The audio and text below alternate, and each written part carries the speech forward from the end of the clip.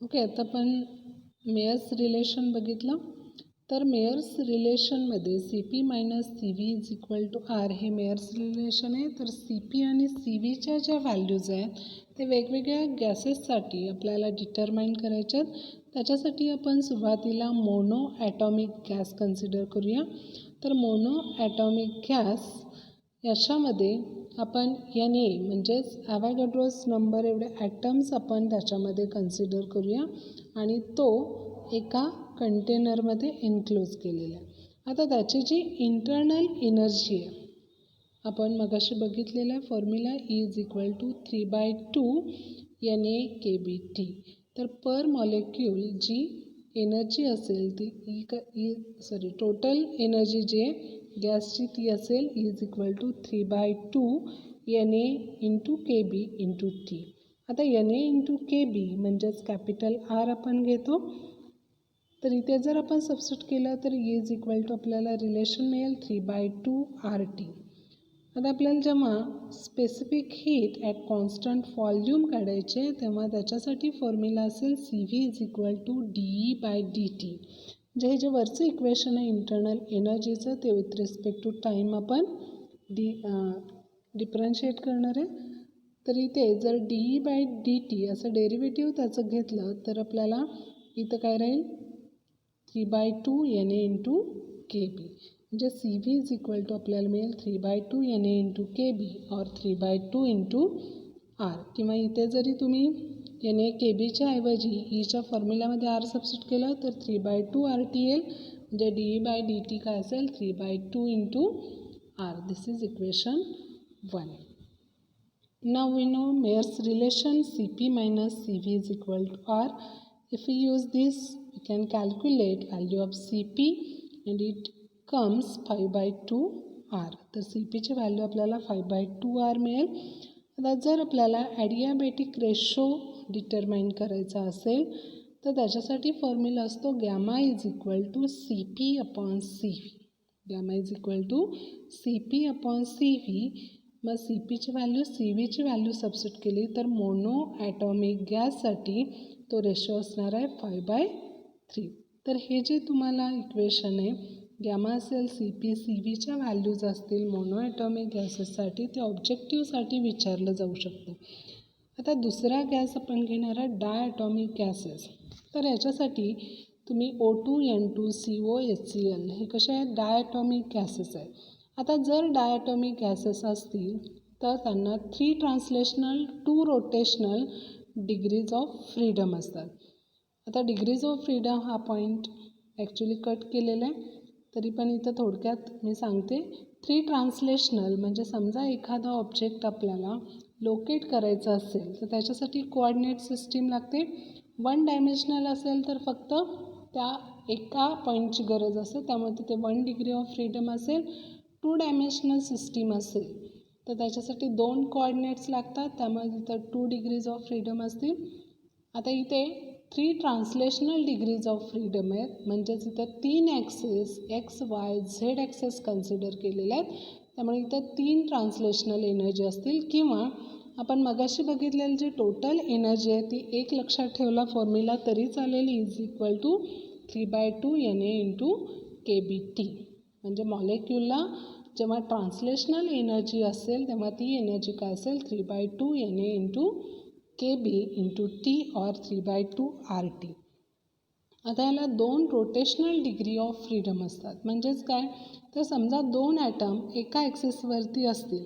समजा x axis घेतला त्या एक्स ॲक्सिसवरती जर OOचे 2 ॲटम आपण कन्सिडर केले तर हे दोन्ही ॲटम राहिलेल्या 2 ॲक्सिसच्या अबाउट रोटेट होऊ शकतात. म्हणजे एक तर Y किंवा Z ॲक्सिसच्या अबाउट ते रोटेट होतील.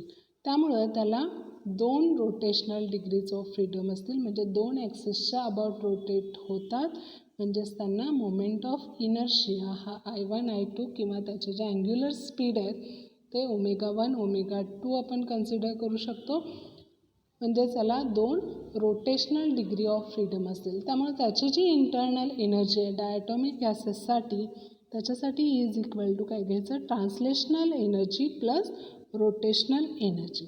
मग ट्रान्सलेशनल एनर्जी जी आहे ती 3/2 NaKBT म्हणजे हाफ RT त्याला 3ने मल्टिप्लाय करायचे, 3 ट्रान्सलेशनल आहे. तसंच रोटेशनलमध्ये ही जी एनर्जी आहे हाफ NaKBT म्हणजे प्रत्येक मॉलिक्यूल हा हाफ NaKBT किंवा हाफ RT एवढी एनर्जी कॉन्ट्रीब्यूट करतो. त्यामुळे 2 रोटेशनल डिग्री ऑफ फ्रीडम असल्यामुळे इथे काय येणार 2/2 NaKB × T. ते सॉल्व केलं तर 5/2 NaKBT मिळेल. or we can write for NaKB as R, then we get 5/2 RT. Then Cv is equal to again dE/dt equal to 5/2 R. Cp minus Cv is R. From this Cp is equal to 7/2 R.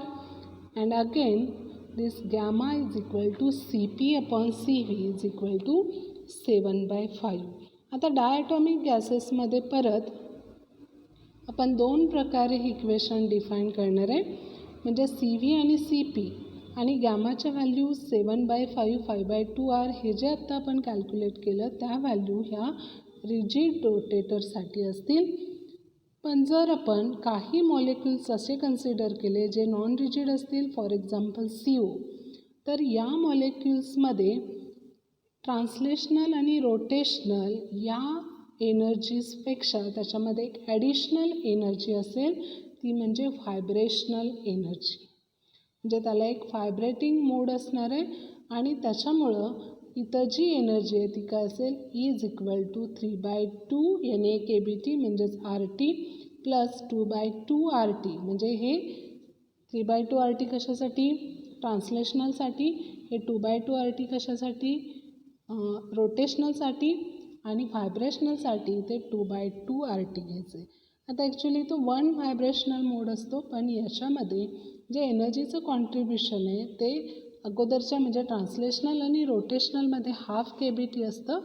पण जर आपण इथे vibrational मोड घेतला तर तिथे मात्र एनर्जीचं contribution हे KB × T असणार आहे. त्यामुळे इथे Na × KB × T इथे काय येणार आहे 2/2. हे जर कॅन्सल झालं तर फक्त काय राहणार आहे Na × KB × T किंवा RT. म्हणजे इथं आपल्याला मिळेल 7/2 RT. Cv Cpच्या व्हॅल्यू इथं मिळतील. गॅमाची व्हॅल्यू याच्यावरून आपण कॅल्क्युलेट केलेले Cp/Cv इज इक्वल टू 9/7. आता नेक्स्ट आहे पॉलीॲटॉमिक गॅसेस. तर पॉलीॲटॉमिकमध्ये 2 ॲटमपेक्षा जास्त ॲटम असतील तर त्याला आपण काय म्हणणार आहे पॉलीॲटॉमिक गॅसेस. फॉर एक्झाम्पल आपण याच्यामध्ये अमोनिया घेतला तर अमोनियामध्ये आपल्याला माहिती आहे 1 नायट्रोजन ॲटम असेल आणि 3 हायड्रोजन ॲटम असतील. तर पॉलीॲटॉमिक गॅसेसमध्ये 3 ट्रान्सलेशनल असणार आहेत, 3 रोटेशनल डिग्रीज ऑफ फ्रीडम असतील. आता इथं 3 रोटेशनल डिग्रीज ऑफ फ्रीडम का असतात तर हे तिन्हीच्या तिन्ही ॲक्सेसच्या अबाउट रोटेट होऊ शकतात. त्यामुळं याला 3 रोटेशनल डिग्री ऑफ फ्रीडम असतील आणि इथे व्हायब्रेशनल मोड असणार आहेत. ते आपण मॅक्झिमम F कन्सिडर करणार आहे. F नंबर ऑफ व्हायब्रेशनल मोड असतील. तर इथं आपल्याला इक्वेशन इंटरनल एनर्जी लिहिता येईल. आता परत 3/2 RT हे ट्रान्सलेशनलसाठी, 3/2 RT रोटेशनलसाठी आणि F × 2/2 RT हे कशासाठी असेल तर व्हायब्रेशनल एनर्जीसाठी. मग आपण याच्यामध्ये हे 3/2 + 3/2 म्हणजे किती येणार आहे 6/2 म्हणजेच 2ने डिवाइड केलं 3 RT प्लस F RT इथं राहील. म्हणजे आपल्याला इथे इक्वेशन मिळेल 3 + F × RT or Cv is equal to 3 + F. Cp is equal to Cp minus Cv is equal to R use केलं तर Cp आपल्याला मिळेल 4 + F × R and gamma is equal to Cp upon Cv घेतलं तर मिळेल 4 + F upon 3 + F. तर मोनोॲटॉमिक, diatomic आणि पॉलीॲटॉमिक गॅसेससाठी adiabatic ratio हे डिफरंट असतील. परत डायॲटॉमिकमध्ये मात्र लक्षात ठेवायचे रिजिड आणि नॉन रिजिड रोटेटरसाठी ह्या ज्या व्हॅल्यूज आहेत त्या डिफरंट असतात.